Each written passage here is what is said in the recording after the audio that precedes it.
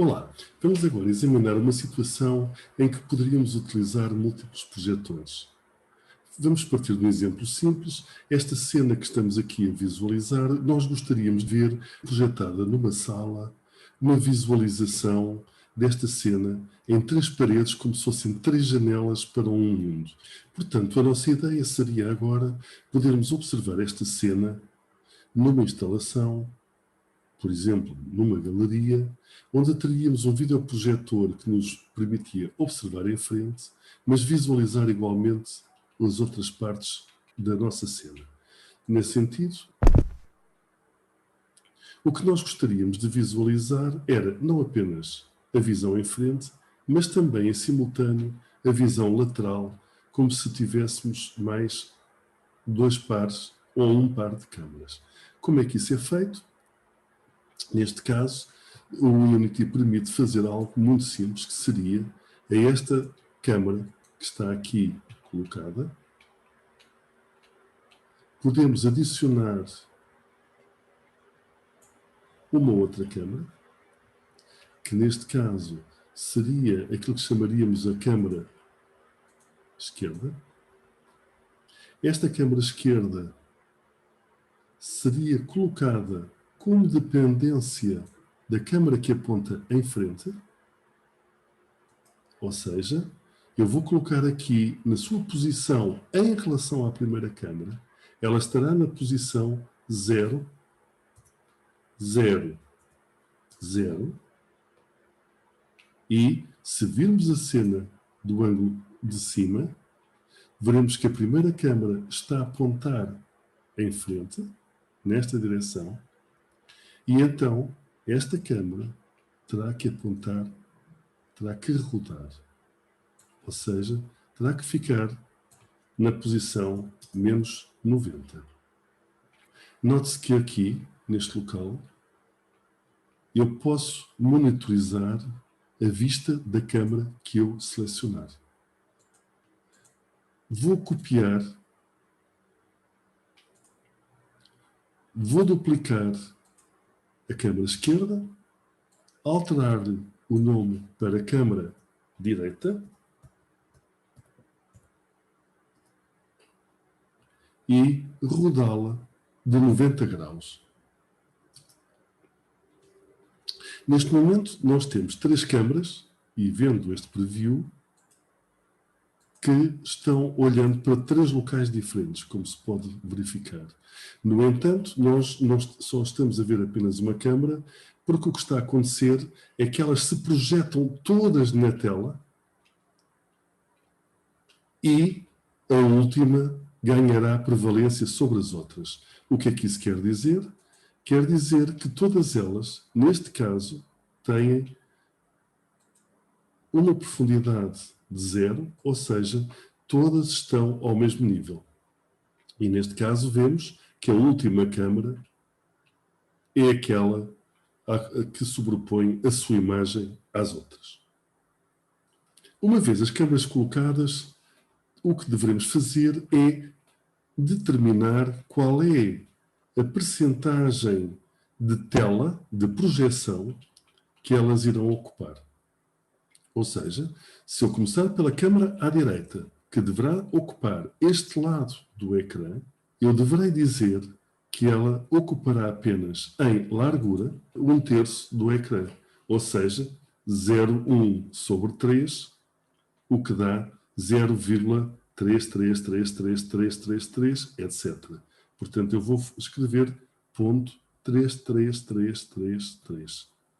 E neste momento podemos ver um fenómeno interessante. A câmara do lado direito, neste momento só ocupa 1/3 do ecrã e já nos permite ver por trás dela a câmara do lado esquerdo. Vou realizar a mesma coisa com a câmara do lado esquerdo. Neste caso, aqui, no retângulo de projeção, eu vou dizer que quero que ela apanhe apenas 1/3 do ecrã. E finalmente, com a tela do lado direito, faço exatamente a mesma coisa. Ora bem, neste momento tenho as câmaras a projetar apenas num 1/3 do ecrã. Preciso agora de deslocar nesse ecrã, nessa tela, então preciso agora apenas de as colocar na tela no local indicado. Ora, se a primeira, neste caso, a câmara esquerda, deverá ocupar o ponto x igual a 0, ou seja, ao longo aqui deste eixo, a câmara frontal, neste caso a câmara First Person Character, deverá estar a 1/3 do ecrã, ou seja, eu vou começar por deslocá-la para que se veja o deslocamento primeiro, e depois vou acertar o ponto em que ela deverá estar, ou seja, o ponto 0.3333. E neste momento já estamos a ver as duas câmaras corretamente posicionadas. Falta-nos apenas a câmara do lado direito, que deverá ser colocada no ponto 2/3, ou seja, se eu a deslocar, ela terá que ir para o ponto 0,666666 e por aí fora. Neste momento, nós observamos que as três câmaras estão corretamente posicionadas. Apenas fica por resolver um aspecto, que é elas não têm o mesmo ângulo, um ângulo de abertura que permita uma solução de continuidade. Vendo-se que aqui, nos pontos de interseção ou de junção, a imagem não está correta.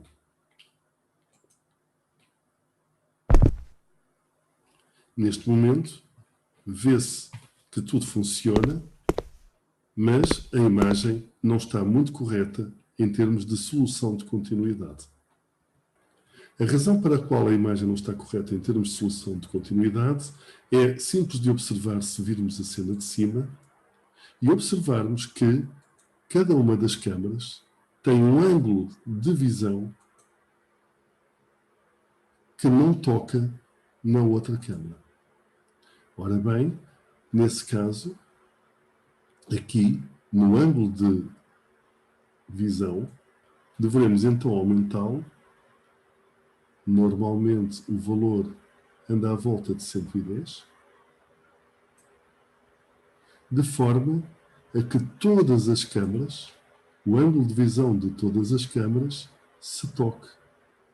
E neste momento, de forma bastante mais aproximada, já temos então a nossa câmara a funcionar em solução de continuidade. Portanto, se nos mantivermos olhando em frente, o efeito será praticamente correto. O último aspecto apenas, neste momento o Unity adapta-se claramente à nossa forma de visualização. Uma das maneiras de resolver esta questão, caso tivéssemos indicações precisas quanto à escala dos monitores ou dos videoprojetores, poderemos indicar aqui qual o tipo de resolução.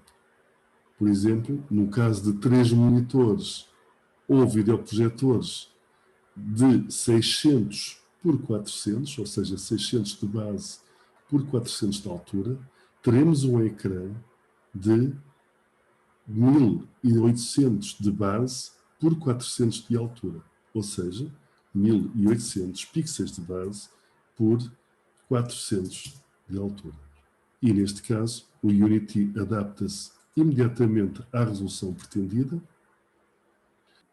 bastando depois corrigir o ângulo de visão.